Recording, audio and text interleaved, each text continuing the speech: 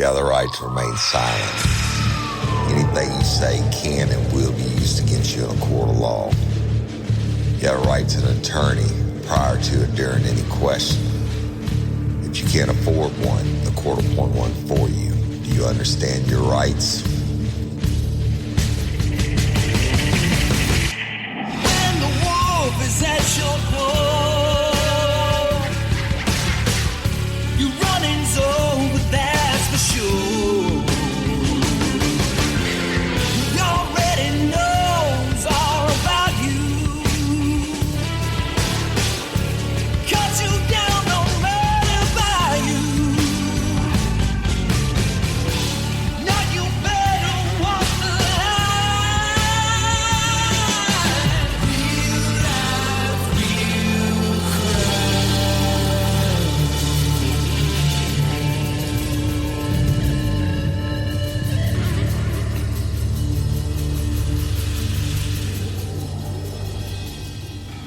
real Warning. This episode of Real Life, Real Crime, the podcast, may contain descriptions of acts of violence or that of a sexual nature and should be for people that are 18 years or older. Heed my warning, people.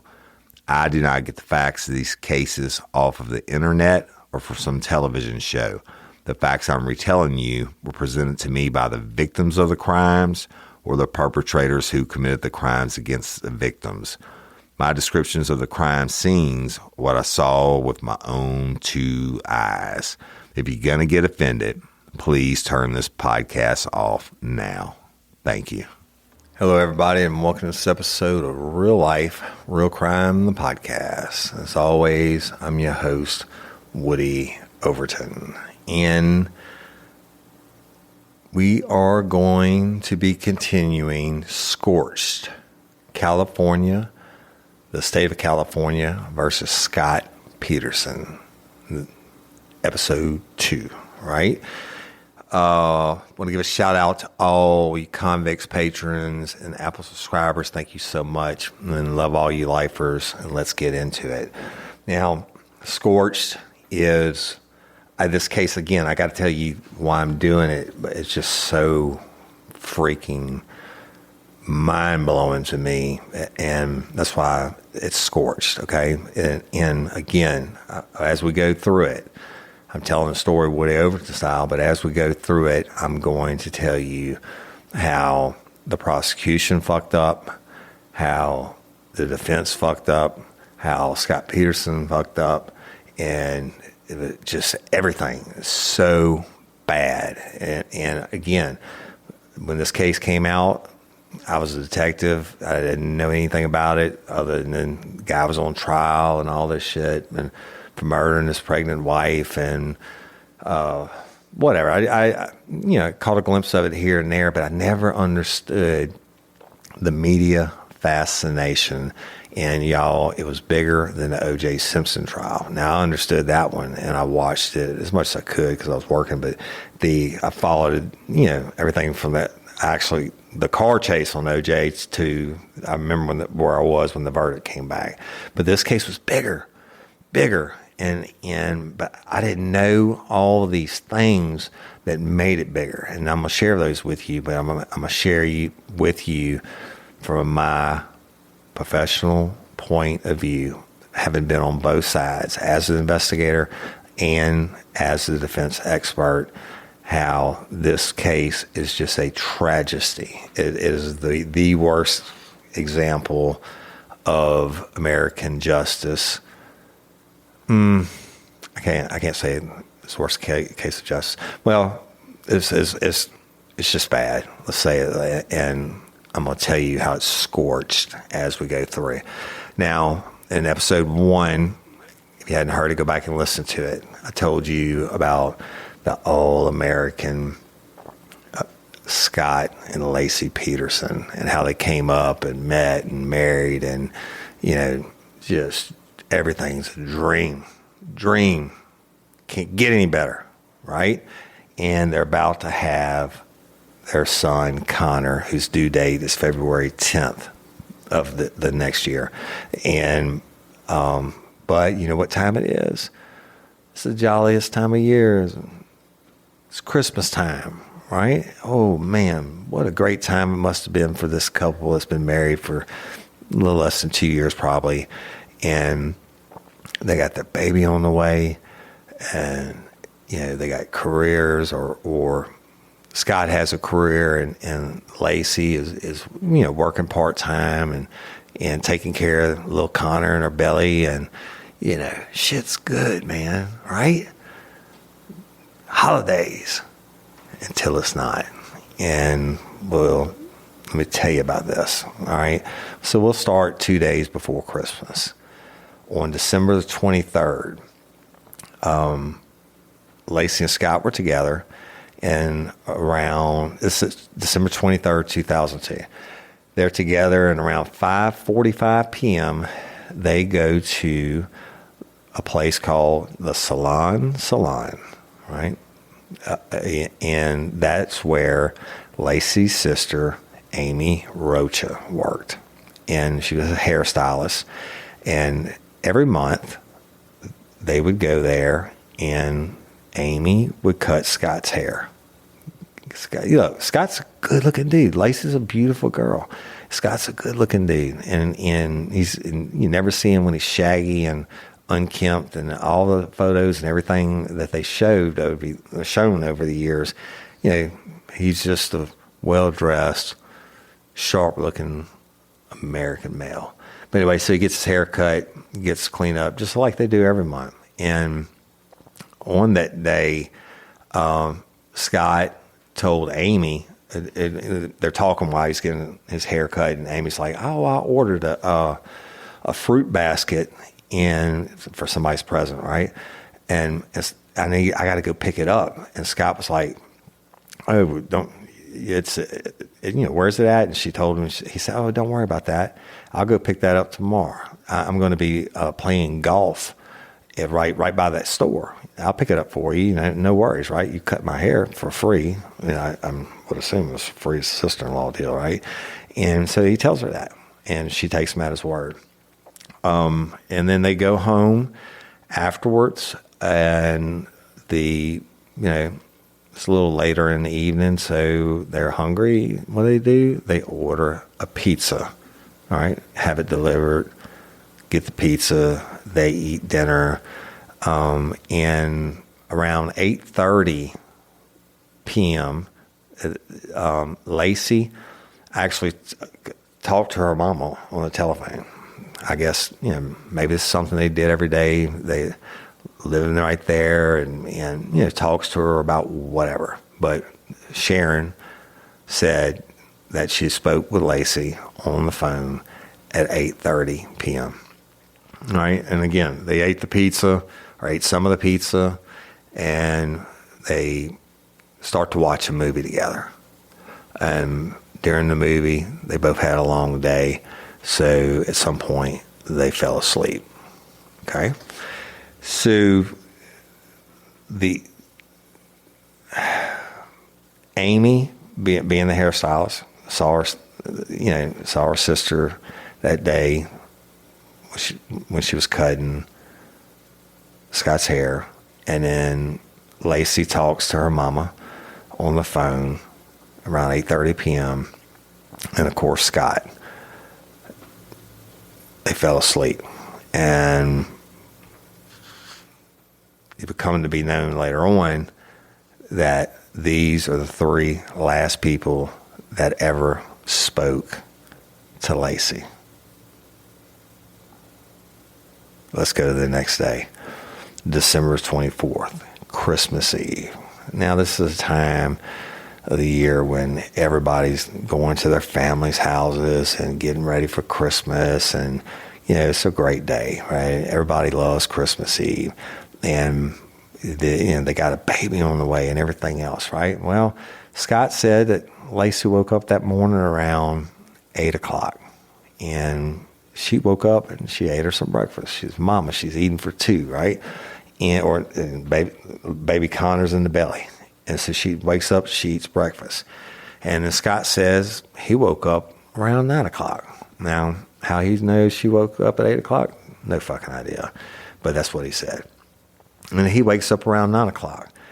And he said that Laci was watching a Martha Stewart cooking show and about something about how to make a meringue. All right, holiday times, we always had icebox lemon meringue pie. And you make that homemade meringue. But so that's what Laci's watching. And then they're talking, and Laci says, "Hey, you know what? I'm getting ready to mop up the house. Remember I told you she kept a super clean house. I'm getting ready to mop the floor. I'm going to bake us some Christmas cookies or bake some cookies, and I'm going to take Mackenzie for a walk." That's their golden retriever I told you all about. And they had a park that was close to their home where Laci would walk Mackenzie, right? And Scott's like, no big deal. And he leaves. There's some discrepancy in the time, and because he would later tell the police that he last saw Laci around 9:30 a.m. on Christmas Eve, and that's when he left to go fishing at the Berkeley Marina. But there's some phone records that say that he was there possibly around 10:10 a.m. So first discrepancy. But at 2:15 p.m., after he goes fishing, Scott, and everybody's heard this phone call, this message that he left on Laci's phone. And he says, "Hey, beautiful, it's 2:15. I'm leaving Berkeley." And he said something to the effect of, like, "I'm not going to be able to have time to go pick up that fruit basket for Amy that I told her I'd get." He said, "Can you go get it for me, sweetie?" or something like that, right? So that's on a recording. And Scott, now Berkeley was a ways away from where they live. It wasn't like it was fucking 10 minutes away. And so he drives home, and he gets there around 4:30 p.m. And he said when he gets home, he sees that Laci's car is in the driveway. Well, not really thinking anything about it. He said he went in the house, and he hollers for Laci, no answer. Laci, no answer. And he looks in the house. House is empty. Well, looks in the backyard. And what does he see? He sees the golden retriever, Mackenzie. But there's something odd about it. I would have thought there was something odd about it. Mackenzie's still got her leash on. This is the leash that Laci attached to Mackenzie's neck every time she took her out walking in the park. And he sees Mackenzie in the backyard, and she still has the leash on her neck, and it's dangling on the ground. But Scott says, I didn't really think anything of it, right? So what does he do? His wife's not there. The dog is there. She's not out walking the dog. She's not in the house, and he says he doesn't think anything of the dog still having the leash on it. And he goes inside, and he says, "Hey, I went and took a shower." Okay. And then I washed my clothes. All right. I'm pretty sure that Laci, being the homebody, I don't know, I can't say it for certain, but I can tell you how it generally works, that Laci, being the homebody, and she's going to be home all day or whatever, I'm pretty sure she handled the laundry, right?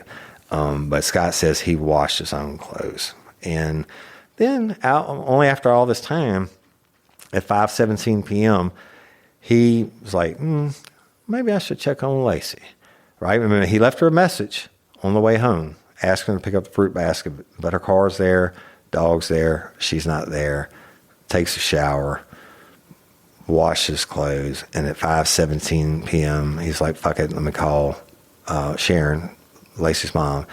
And so he did. He called her and said, "Hey, is Laci with you?" She said, "No, I hadn't seen her."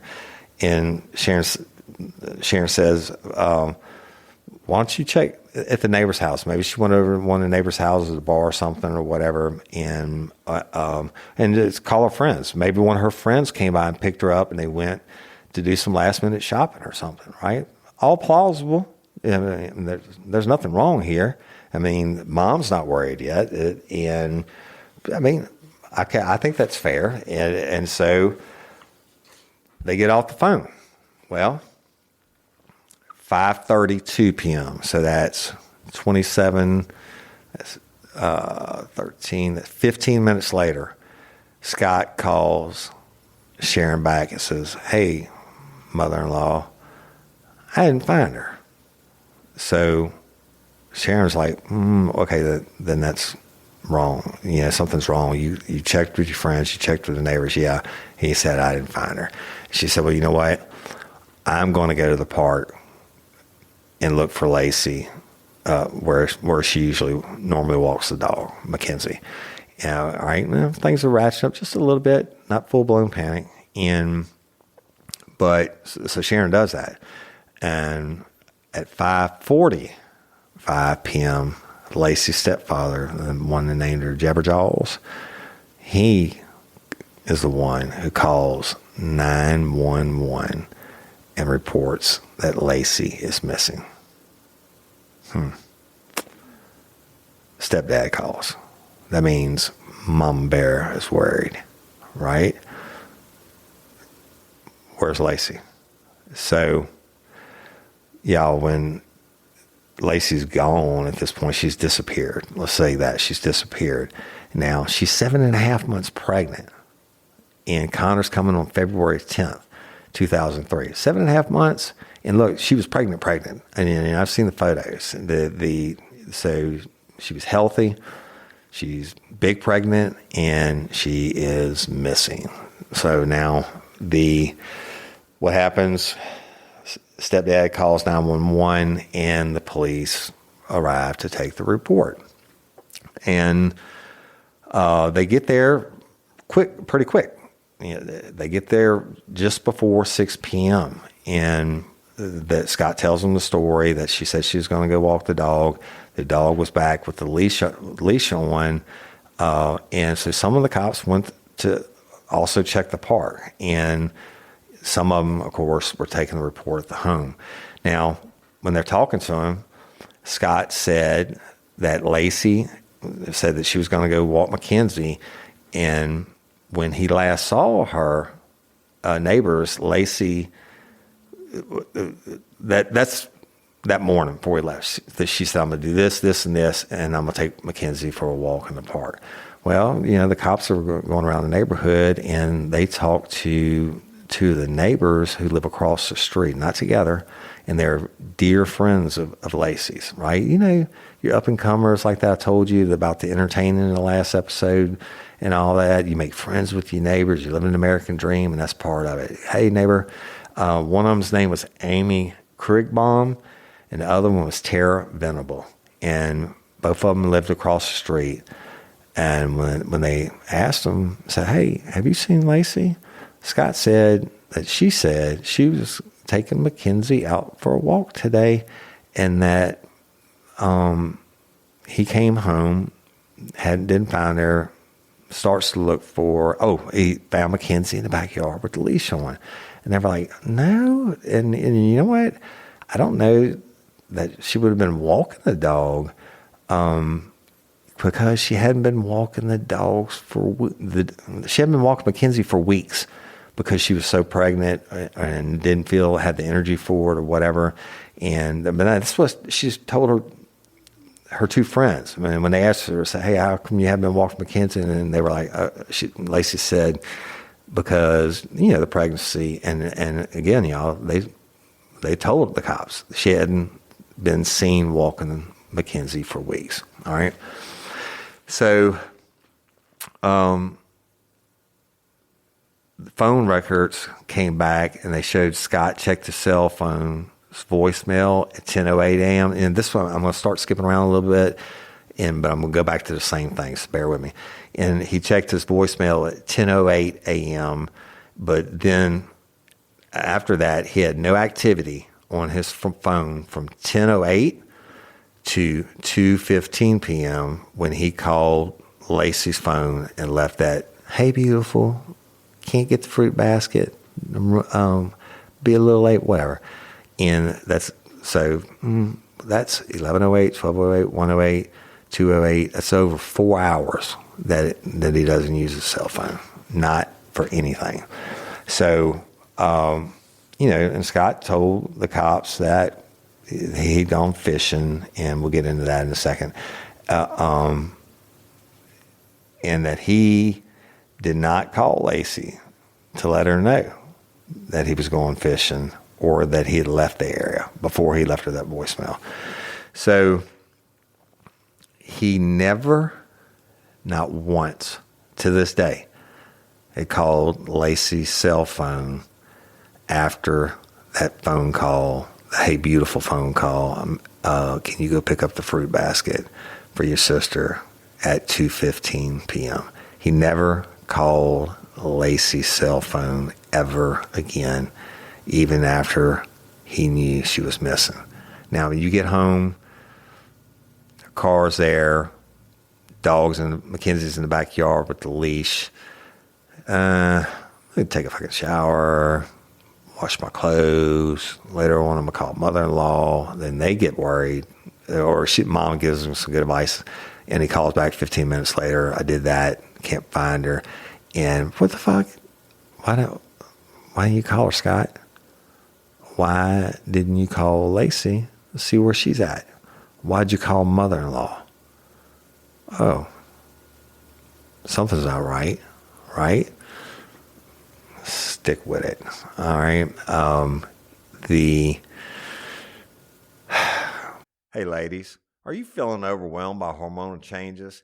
Well, you're definitely not alone. There are more than 1,000 hormone disruptors living in our environment right now. It's in your food, your water, the air you breathe, the clothes you wear, your skincare products. They all mess with your hormones. Then there's the natural hormone changes your body goes through, premenopause, menopause. And while it's a natural process, it doesn't mean you have to suffer through it.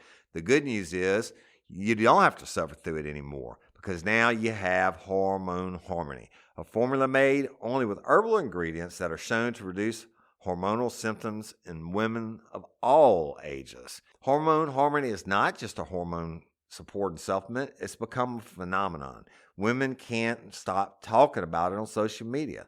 A bottle of Hormone Harmony is sold every 24 seconds. And the biggest benefit? Well, my wife says it makes her feel like her own self again. And that's what women mention over and over in the reviews. And there are over 30,000 reviews for Hormone Harmony. And for a limited time, you can get 15% off your entire first order at happymammoth.com. Just use code RLRC at checkout. That's happymammoth.com and use code RLRC for 15% off today. That's happymammoth.com and use code RLRC. Hey, y'all, let me tell you about Gobble. All Gobble meal kits are pre-prepped. That means less work for you and less waste in your kitchen.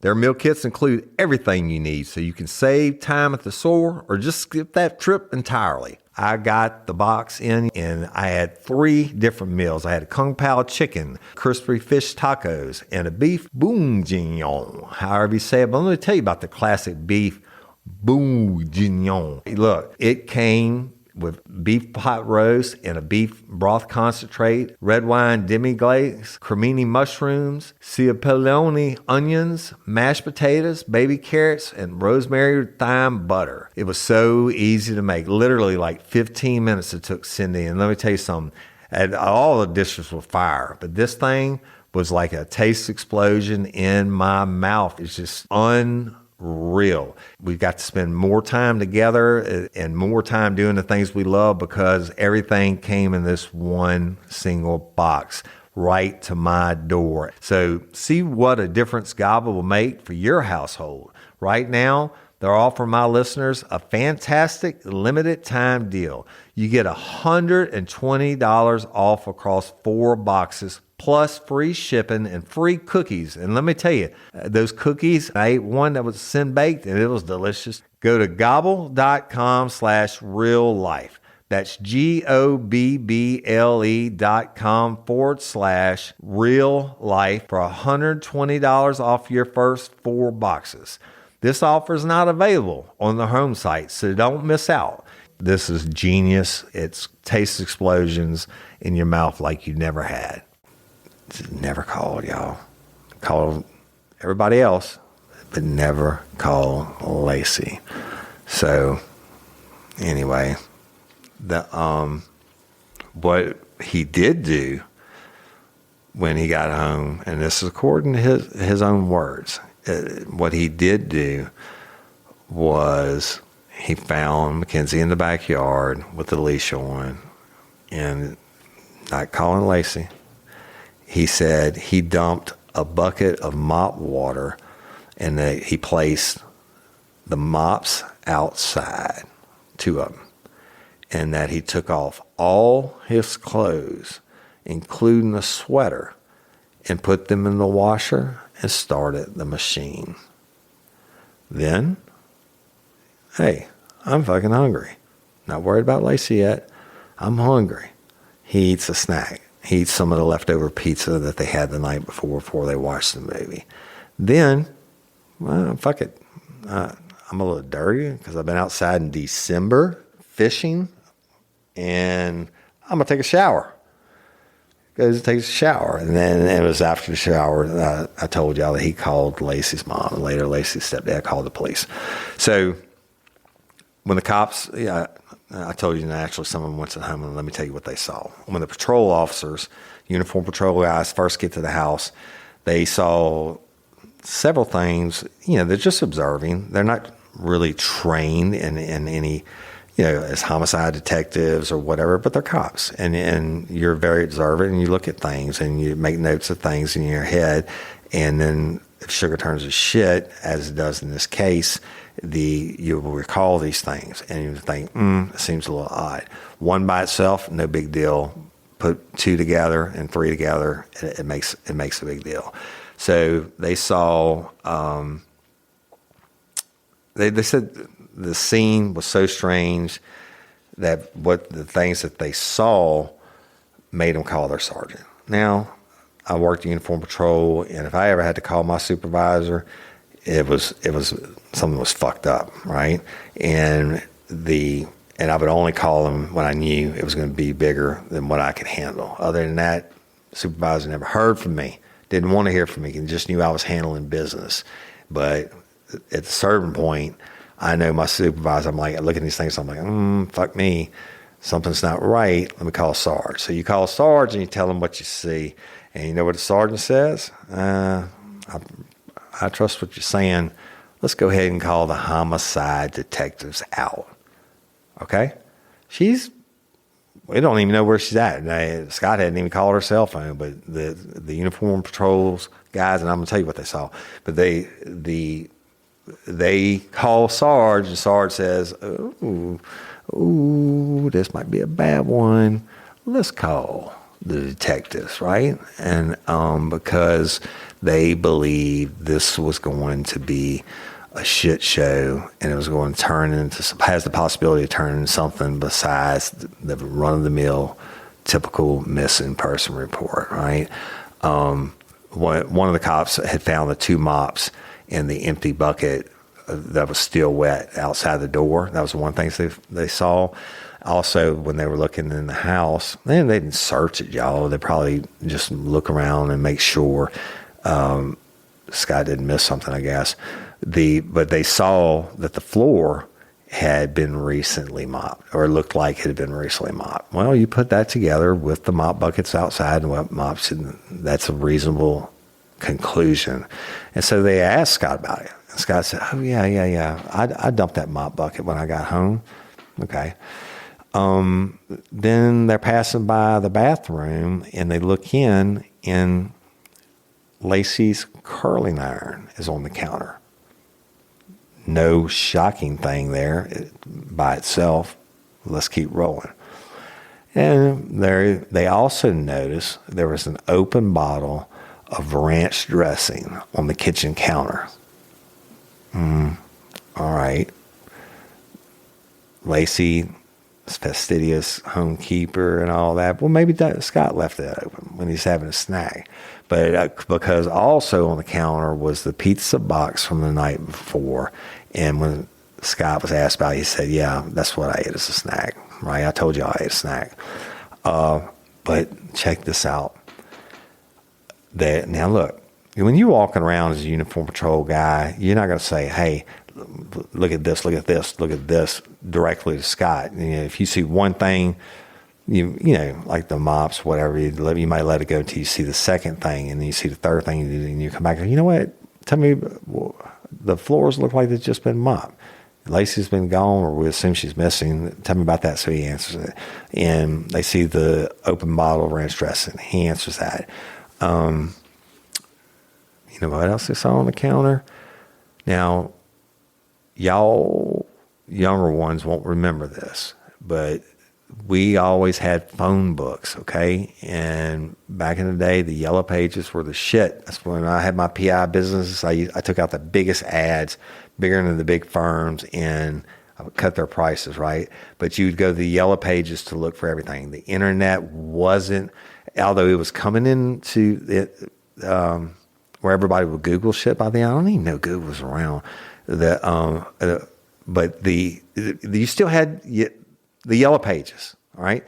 Every business got a line. If you had a business line, you got a free at least one liner in there, and you could pay up for whatever size ads you wanted. Well, phone book's on the counter. Uniform patrol guy sees it. It's open. Guess what pages is open to, y'all? It's open to the attorney section. Well, that wouldn't be bad in itself, I guess. It could just land on that. But it was open to the advertisements for defense attorneys. Now I'm thinking, homie's story hadn't been adding up. This and this and this. Little bitty things are adding up, not in his favor. And the motherfucking phone book is open on the counter and it's got defense attorneys. It's open to the section for defense attorneys. There's hundreds and hundreds of pages in the yellow pages, and you're open to defense attorneys. I'd have been, fuck you. That'd have been my key as a uniform patrol guy to go outside. So I'll be back in a minute. And I called my sergeants and gave them all the shit. I mean, but it's not a slam dunk. There's no, nothing to say it's murder yet. Ain't looking good though. They also, now check this out. They saw a bunched up rug back by the back door. You know how it is if you like drag something across the rug and it bunches up, right? And you got to straighten it back out.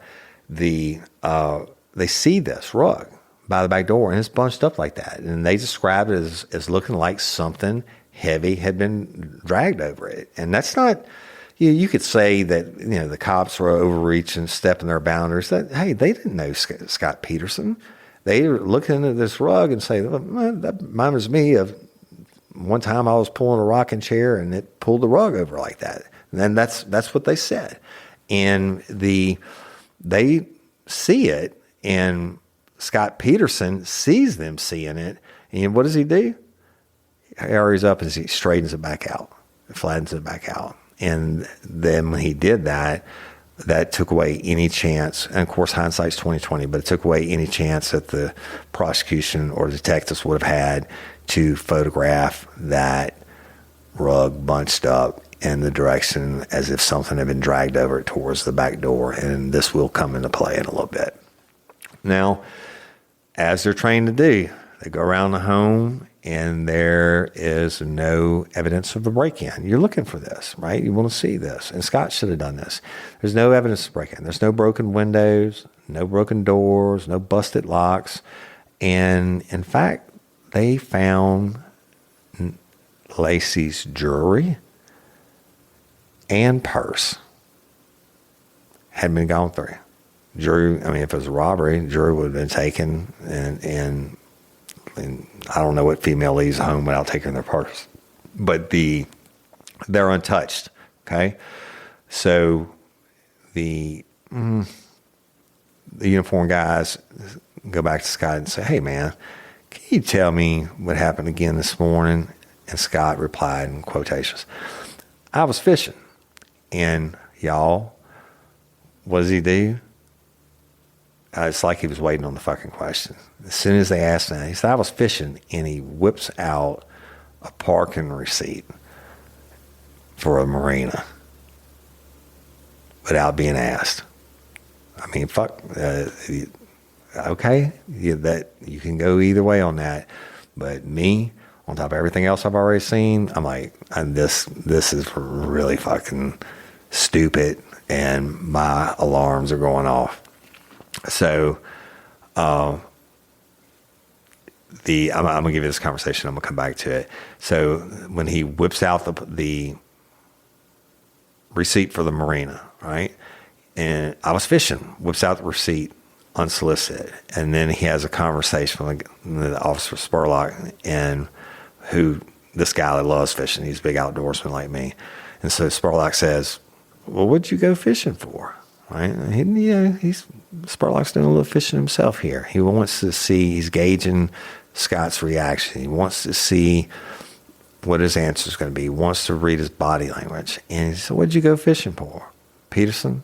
Scott Peterson? Didn't have an answer. Motherfucker, I can tell you every time I go fishing, and I go many, many times a year, I can tell you every time, whether it's saltwater or freshwater, exactly what I'm going fishing for, what rods I bring, what bait I use. I mean, yeah, I could tell you what the fucking wind's doing, right? Scott didn't answer. No answer. Well, when Spurlock didn't get an answer, he says, well, what'd you use for bait? Okay? Again, if I'm going saltwater fishing, I can tell you if I'm using artificial bait. I can tell you what times of the year when I can buy live shrimp when they're bringing them in. They have them at the bait docks, or live cockahoo minnows, or sometimes the trout bite better on live bait in the late summer than they do in the early spring. Whatever. I could tell you all this because I'm a fisherman, right? So Spurlock says, "What'd you use for bait?" Scott paused and he said, quotation, some type of silver lure. Fuck. Every type of fishing in the world, from a fucking orca the whale to brim, you got some type of silver lure, right? And you could take that all the way down to the hook. But the Spurlock keeps on, right? And just he's playing it smooth, just making like he's making general conversation, and he says, well, where you keep your fishing stuff? And at any time, Peterson has been like, why are you asking me that? And I'm sure Spurlock can be like, my fishing stuff, because I could tell you, my saltwater fishing stuff is in this corner of the shed, etc. My freshwater fishing stuff is in the mess hall by this and to go in this corner. I'd like, if my friends want to borrow my shit, I can tell them exactly. Go to my house and look in this spot and get all my tackle box good wherever you need, this and this and there, because that's what sportsmen do. Scott, when asked, where do you keep your fishing stuff? Scott says, I keep it at my company's storage facility. And they quit talking. I think he figured he pushed him far enough that point. And they continue on doing what they're doing the shit. And at some point, Scott comes back up to Spurlock and he says, sturgeon, meaning that's what he was fishing for, y'all. Sturgeon, okay? And stick with me on that. Scott told the officers that he just decided to go fishing that morning. He said something like, you know what? I was going to go play golf. I figured it was too cold, so I went fishing instead. And it was in the 40s, y'all. he said, but instead of leaving right away to go fishing, he did some work at his warehouse before he went fishing. And even though he knows he's got to get back, and he's driving this long ass way to this marina, and we'll get into that, but he's got to get back to run some errands before dinner. But fuck him, he's going fishing, right? Because it's too cold to go golfing. Well, let me tell you something. My best friend growing up, Hunt, owns Oak Lake Golf Course in Clinton. Fields we used to run when we were coming up, and now he owns a golf course. I play a little golf every year. But motherfucker, if it's too cold to go golfing, where you can wear all your sweaters and everything else, then it's too cold to go fishing. Any kind of fishing. Because at least golfing, you're moving. Fishing, you're sitting on your ass, unless you're walking around a pond fishing, but Scott wasn't, or didn't say he was in this case. You go fishing, much less, and we'll get into it, in a boat. Can you imagine what the winds were doing on that day and how fucking cold it is? It's always colder on the water, period. That's just the way it is. So you really would have been fucking cold. But hey, I was going golfing this morning. I decided it was too cold. So I just decided to go fishing right then and there, but I went to my warehouse and did a little work first. And but anyway, so they asked him, what was Laci wearing? Typical question. And he said, and it's very important, he said she was wearing a white shirt and black maternity crop pants, and that she had on diamond earrings, a diamond necklace, and a gold and diamond watch. Bullshit. And it will come out later on that she didn't have on any of that.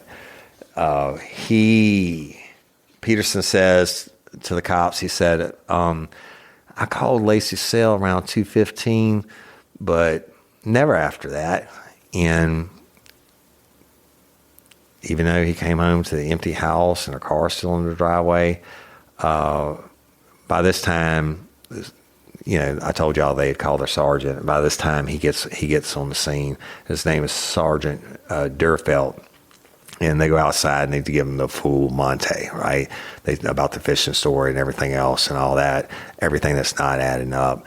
And like I told you, they were concerned that Scott had no answer for what he was fishing for. Remember? And he comes back on later and says he was fishing for sturgeon. Big fucking mistake.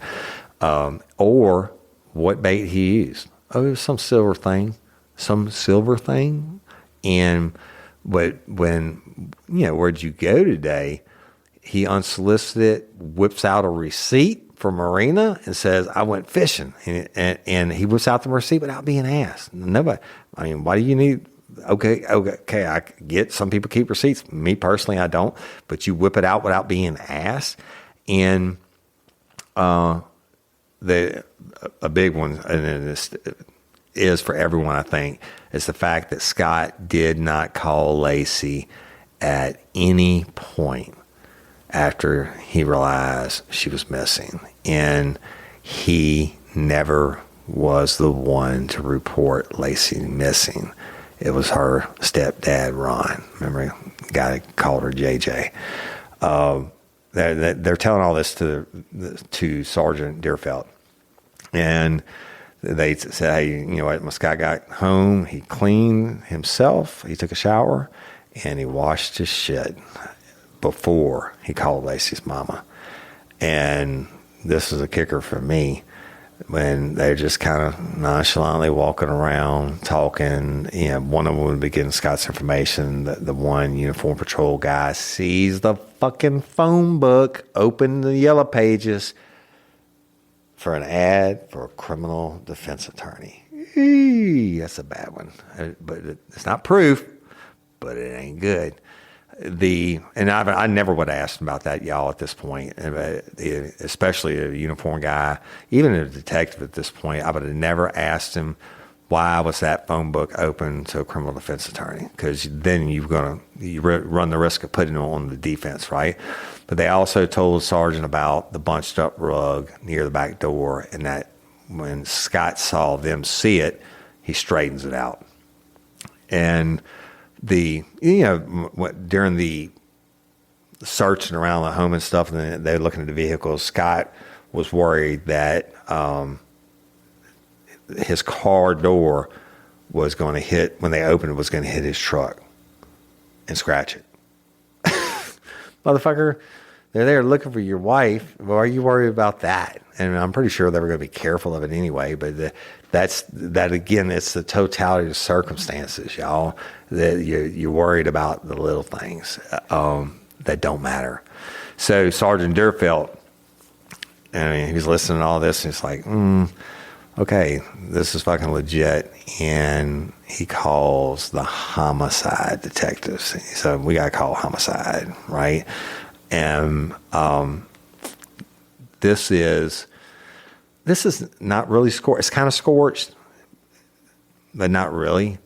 You want to, I can see where Scott's family and supporters and the people that believe he's innocent should think that this is the beginning of where the Modesto PD gets tunnel vision, or they get just Scott in their sights, and they're like, oh, this motherfucker did it. He's guilty of something.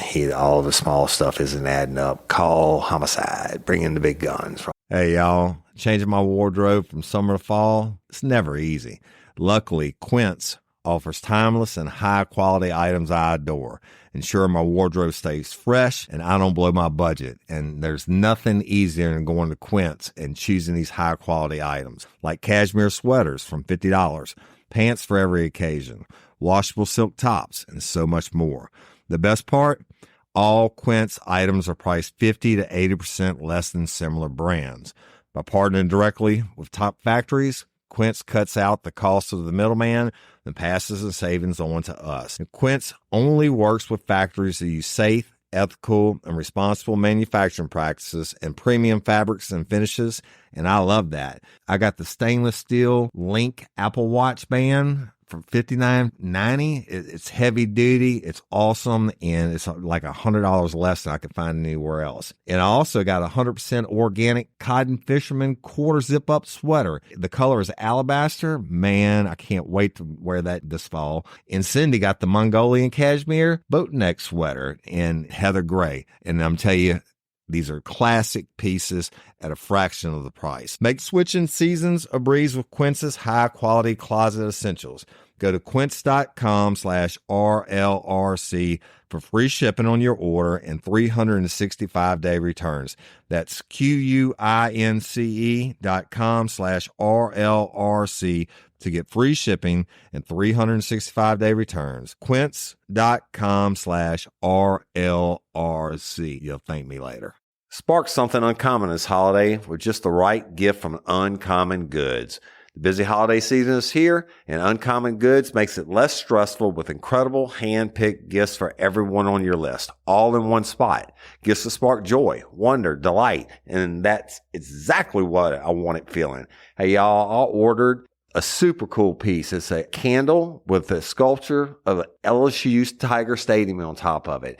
And each officially licensed laser cut wooden replica features up to 4 layers of detail, creating a bird's eye view of a specific football field, seating section, and more. And every label includes your stadium's name, the team's logo, and school location. And it has a coconut, soy, vegan wax infused with sandalwood smell that creates tailgates and touchdown scent profile, reminiscent of game day.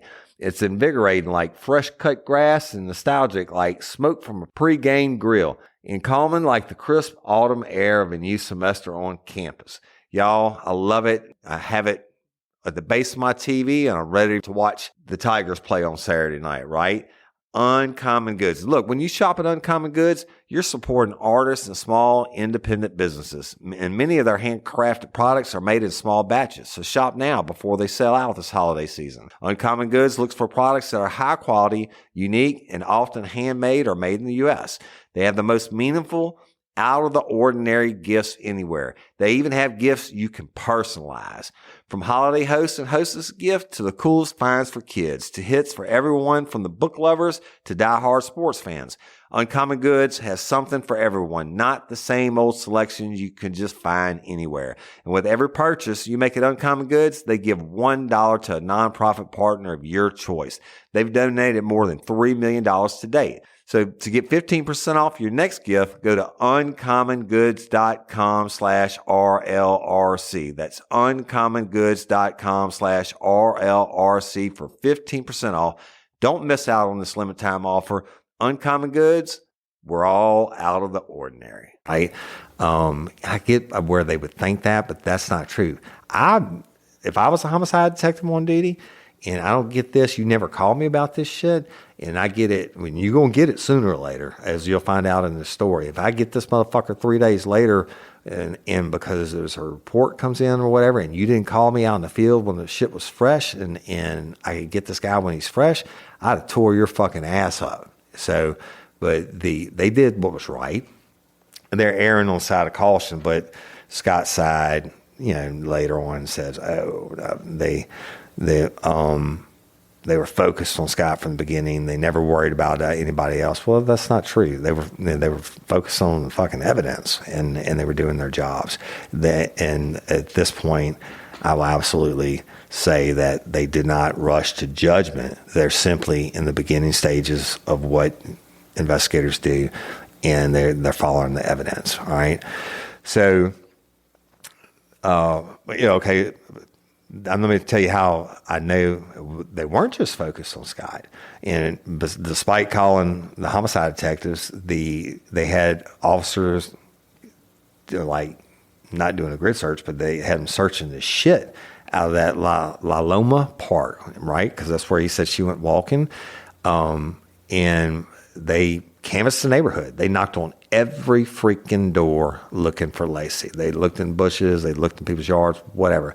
They got brought in a K-9 unit, and the K-9 tried to search the park and the surrounding home, not homes, but the surrounding area, and trying to get a sense of something, right? So they're working it. They don't know. They're not saying that Scott killed her at this point. They're bringing in homicide because they already know, again, this is a sure turn to shit for real, or an ape and about to turn into an acute political emergency. So the detectives arrive, y'all, and I'm going to tell you their names, Alan Brocchini and John Bueller, and they would become the lead investigators on this case as responding to a missing person call, not a homicide, all right? And they get to the Peterson home, and I pulled up to so many being called after the fact, right? And everything's going on. You don't have any real proof.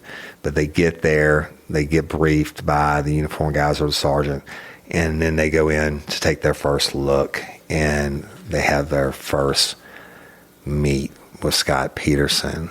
And Detective Bueller, said from the very moment he met Scott, he suspected him of foul play and the disappearance of Laci. Now, y'all, again, doesn't mean he just had tunnel vision on him. He's using his experience, his years of experience, and he's looking at the circumstances, and he starts to talk to him. And Scott is cool and calm. He's just like not even worried, right? He's just answering the questions. Now, some people respond like that in situations. Everybody responds differently, and I get that. But I'm telling you what an experienced veteran said.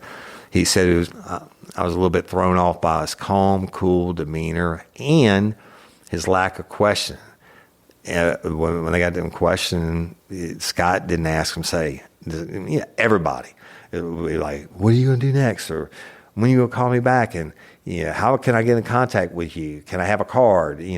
Where y'all going to go do now? He didn't do any of that. Now, that's fucking strange if you're a detective.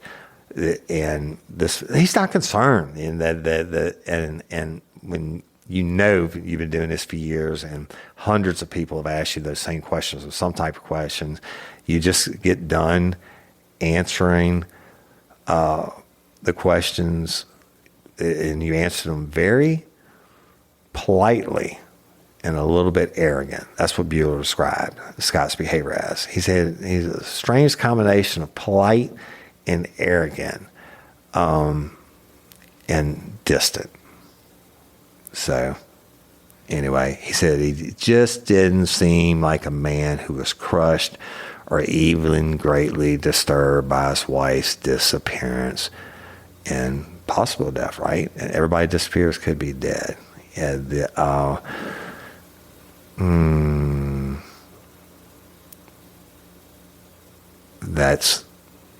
going to stop it there.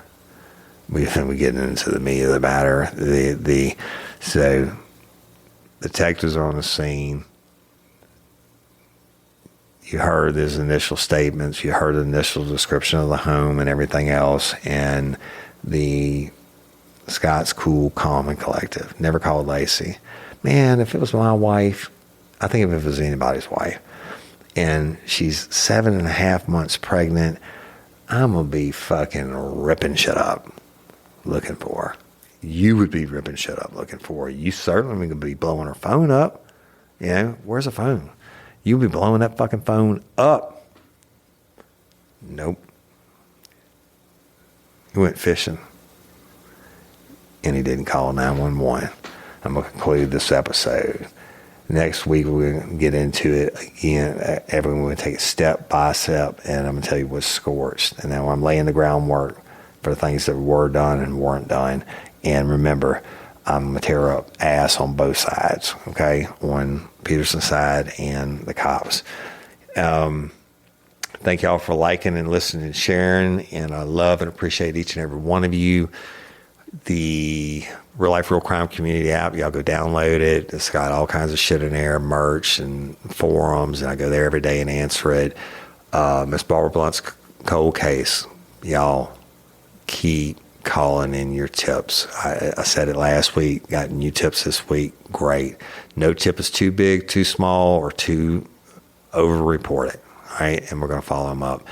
In LOPA, Louisiana Organ Procurement Agency, if you are a lifer you don't have to be from Louisiana.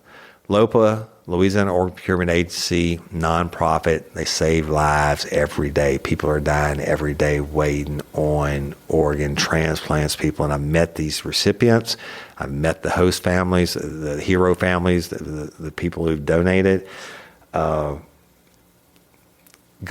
don't have to be from Louisiana to sign up to be an organ donor. You can be a lifer from San Diego, and just go to lopa.org, fill out the questionnaire, become a hero. All right. And I'm Woody Overton, your host of Real Life Real Crime, the podcast. Until next time or ever, don't let me catch you down on murder. Bye.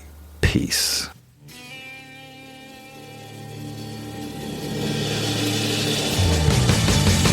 You have the right to remain silent. Anything you say can and will be used against you in a court of law. You have a right to an attorney prior to or during any question. If you can't afford one, the court will appoint one for you. Do you understand your rights?